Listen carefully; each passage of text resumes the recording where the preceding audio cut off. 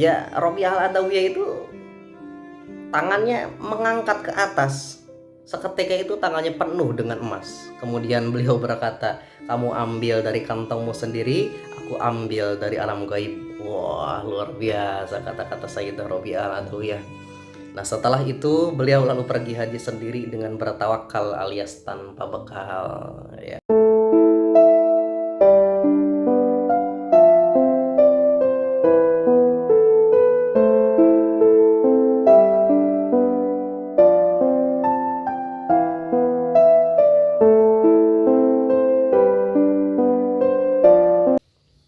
Assalamualaikum warahmatullahi wabarakatuh.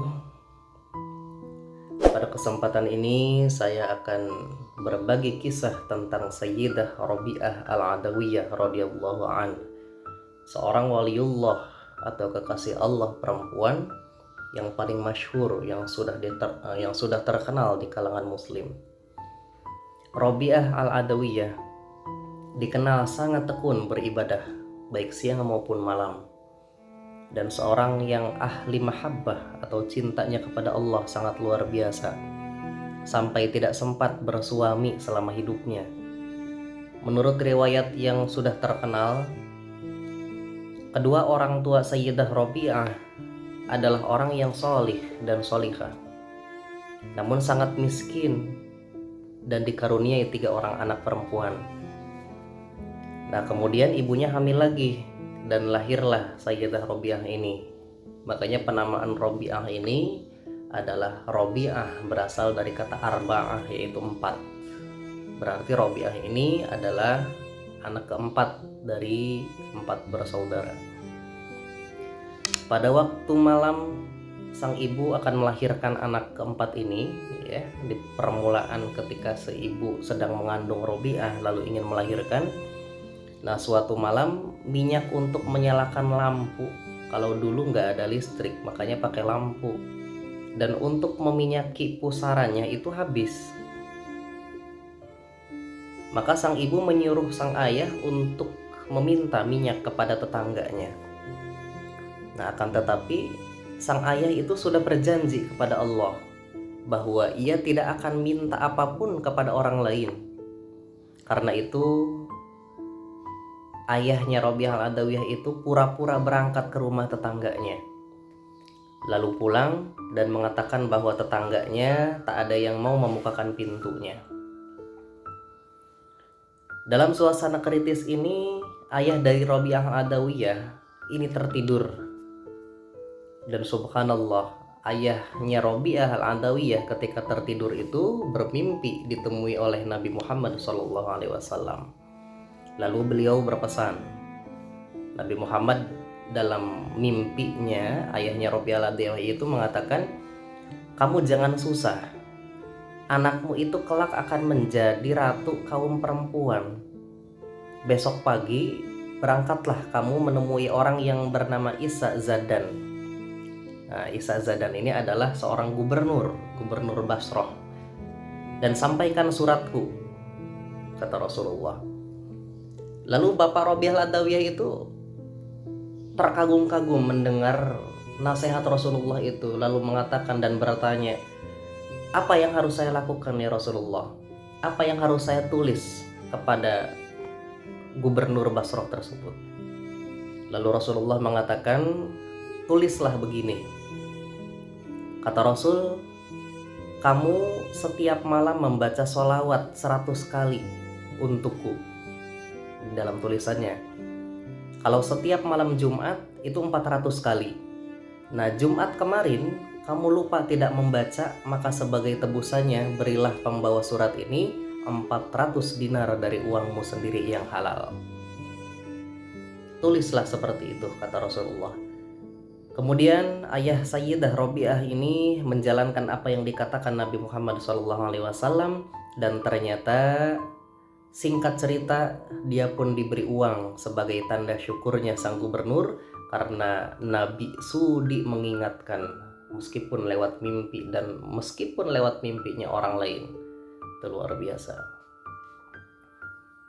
Sejak kecil Sayyidah Robiah itu sudah terdidik dengan baik, tekun beribadah dan tirakat.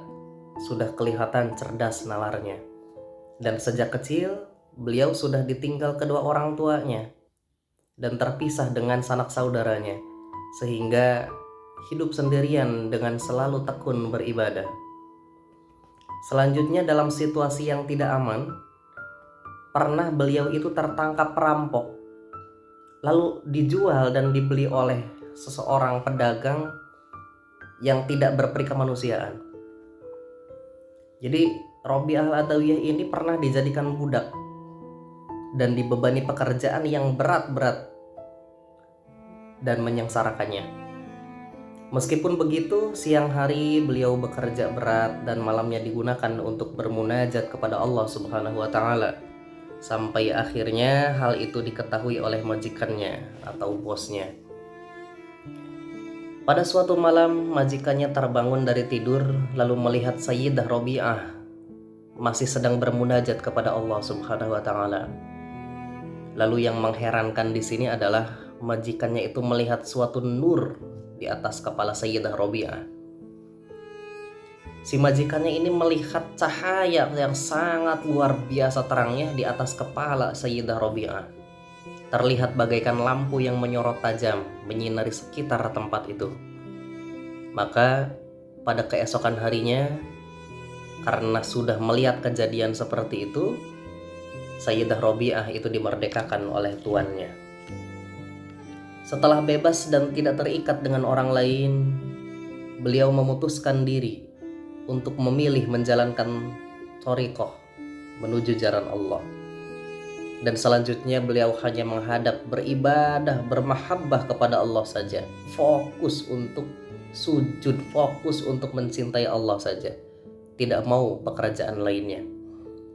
Lalu akhirnya beliau menjadi kondang, dibutuhkan dan didatangi para ulama dan para zuhada di negeri Basrah karena beliau terlihat sangat hebat dan tinggi derajat kewaliannya.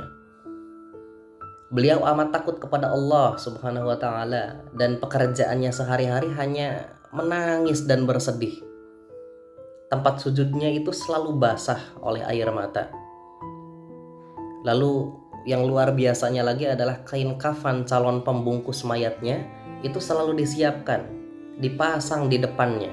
Kalau mendengar sebutan neraka, maka Robiah Al-Adawiyah itu jatuh pingsan sampai waktu yang sangat lama. Makam beliau itu ada di Baitul Muqaddas, Palestina, dan banyak diziarahi orang. Dan beberapa dawuh atau perkataan Sayyidah Robiah Al-Adawiyah itu yang sangat terkenal adalah istighfaruna yahtaju ila istighfar.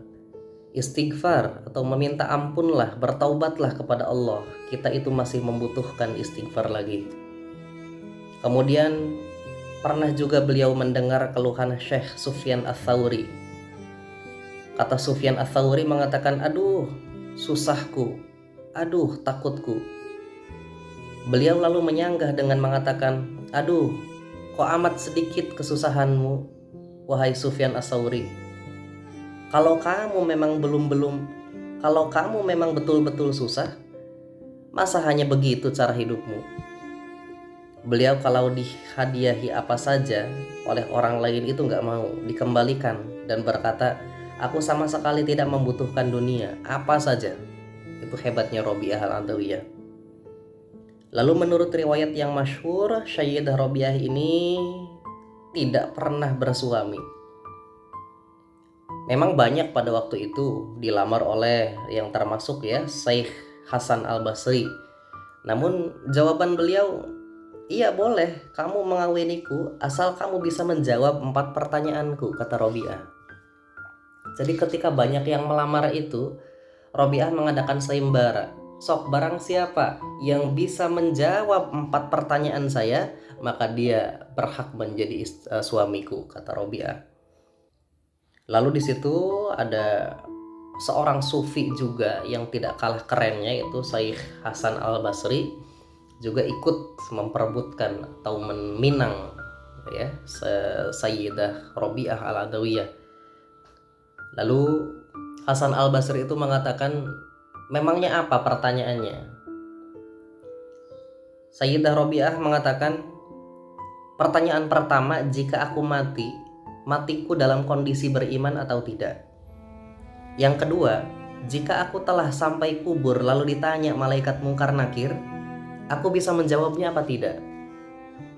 Terus yang ketiga, pada hari kiamat nanti, ketika umat manusia menerima buku catatan amalnya, kira-kira aku menerimanya dengan tangan kanan apa tangan kiri? Dan pertanyaan terakhir yang keempat, ketika manusia dipanggil, satu golongan disuruh masuk surga dan satu golongan lagi disuruh masuk neraka. Aku termasuk golongan yang mana? Itulah pertanyaan-pertanyaan Rabi'ah Al-Adawiyah. Lalu ketika menjawab setiap pertanyaan, Syekh Hasan Al-Basri berkata, ini suatu perkara yang gaib. Tidak ada orang yang tahu kecuali Allah Subhanahu wa Ta'ala. Nah, kemudian Sayyidah Rabi'ah berkata, nah barang siapa mengkhawatirkan atau takut 4 perkara ini, masa masih sempat memikirkan jodoh? Oh, ini luar biasa. Jadi Rabi'ah Al-Adawiyah itu menolaknya dengan sangat-sangat halus. Dan beliau ya sudah, hanya ingin bermesraan dengan Allah Subhanahu wa Ta'ala saja, karena Allah lah yang bisa menjawab itu semua, pertanyaan itu semua. Ya. Baik. Kemudian beberapa karomah ya atau keistimewaan Sayyidah Rabi'ah Al-Adawiyah. Jadi pernah beliau itu mempunyai tanaman yang terserang belalang ya atau hama. Lalu beliau berkata kepada Allah, "Ya Allah, lantaran ini Engkau menanggung rezekiku, akan tetapi terserah. Apakah Engkau akan memberi makanan kepada musuh-musuhmu atau kepada kekasih-kekasihmu?" Rabi'ah berdoa seperti itu, kemudian belalangnya pergi menghilang semua. Itu luar biasa. Bukti kedekatan Rabi'ah Al-Adawiyah, dekat dengan Allah Subhanahu wa Ta'ala. Kemudian ketika beliau sedang tidur, pernah rumahnya itu dimasuki pencuri yang mengambil pakaiannya. Kemudian ia mencari jalan untuk keluar si pencuri itu, tapi tidak menemukannya. Tiap kali pakaian itu diletakkan, ya maksudnya tidak dibawa, ternyata pintunya kelihatan. Ya, kemudian jika pakaiannya dibawa lagi, pintunya nggak kelihatan. Demikian terus sampai terjadi berkali-kali, kemudian terdengar suara hatif ya. Jadi tinggalkan pakaian Sayyidah Rabi'ah Al-Adawiyah, aku selalu menjaganya walaupun dia sedang tidur. Nah, Imam Al-Buni berkata, ini untuk membuktikan firman Allah Subhanahu wa Ta'ala dalam surat Ar-Ra'd ayat 11. Lahu mu'aqibatum min baini yadayhi wa min khalfihi yahfazunahu min amrillah. Bagi manusia ada malaikat-malaikat yang selalu mengikutinya bergiliran di muka dan di belakangnya karena menjaganya atas perintah Allah. Nah, itu luar biasa. Kemudian karomah Rabi'ah Al-Adawiyah yang selanjutnya adalah dikisahkan pada suatu hari beliau pernah bertemu dengan Syekh Syaiban Ar-Ra'i. Lalu beliau berkata, aku akan pergi haji. Kemudian tangan Syekh Syaiban itu merogoh kantongnya untuk mengambil emas yang akan diberikan sebagai bekal. Lalu Sayyidah Rabi'ah mengangkat tangannya ke atas dan seketika itu tangannya penuh dengan emas. Ini lebih keren dibandingkan wali-wali Allah yang lain. Emang tingkatan Rabi'ah itu keren. Bahkan Hasan Al-Basri itu pernah mengajak Sayyidah Rabi'ah itu ya lagi ngapel cerita. Tapi kalau ngapel wali itu kan unik. Kata Hasan Al-Basri, Rabi'ah, yuk kita sholat yuk gitu. Hayo kata Rabi'ah. Tapi sholatnya jangan di musola, di atas air. Kata Hasan Al-Basri. Tiba-tiba ketika sholat di atas air, Rabi'ah Al-Adawiyah itu malah sholat di atas udara. Wah, luar biasa. Nah, Hasan Al-Basri itu mengatakan dan mengakui ketinggian pangkat atau ketinggian makom Rabi'ah Al-Adawiyah. Lalu kemudian Rabi'ah Al-Adawiyah itu mengatakan kepada Hasan Al-Basri, Hasan Al-Basri, kalau misalkan kamu berdiri di atas air, sholat di atas air, itu ikan pun bisa. Kalau kamu sholat di atas udara seperti saya, itu lalat juga bisa. Yang susah itu adalah istiqomah. Nah, itu jawaban Rabi' al-Adawiyah. Jadi Hasan al-Basri dilecehkan pada waktu itu dengan beradu mekanik, adu karomah. Ya. Sama seperti Syekh Saiban Ar-Ra'i, ya, ketika Syekh Saiban Ar-Ra'i itu mengambil, ya, merogoh kantongnya untuk mengambil emas yang diberikan kepada Sayyidah Rabi'ah al-Adawiyah. Ya, Rabi'ah al-Adawiyah itu tangannya mengangkat ke atas. Seketika itu tangannya penuh dengan emas. Kemudian beliau berkata, "Kamu ambil dari kantongmu sendiri, aku ambil dari alam gaib." Wah, luar biasa kata-kata Sayyidah Rabi'ah al-Adawiyah. Nah, setelah itu beliau lalu pergi haji sendiri dengan bertawakal alias tanpa bekal, ya. Oke. Dan terakhir, ya, karomah Rabi' al-Adawiyah ini adalah beliau pernah pergi haji dengan mengendarai unta. Lalu setelah selesai beliau pulang, lalu untanya mati. Nah, ini luar biasa. Sebelum sampai di rumah, kemudian beliau itu meminta kepada Allah agar untanya dihidupkan lagi. Ya. Lalu qadarullah, ya, dengan izin Allah unta itu pun hidup lagi dan mengantarkan Rabi' al-Adawiyah sampai ke rumahnya dan bisa dikendarai, ya, sampai depan pintu rumahnya. Nah, setelah selesai di situ lalu unta itu mati lagi, ya. Luar biasa. Itulah karomah atau keistimewaan yang diberikan Allah Subhanahu wa taala kepada para waliullah. Wallahu a'lam.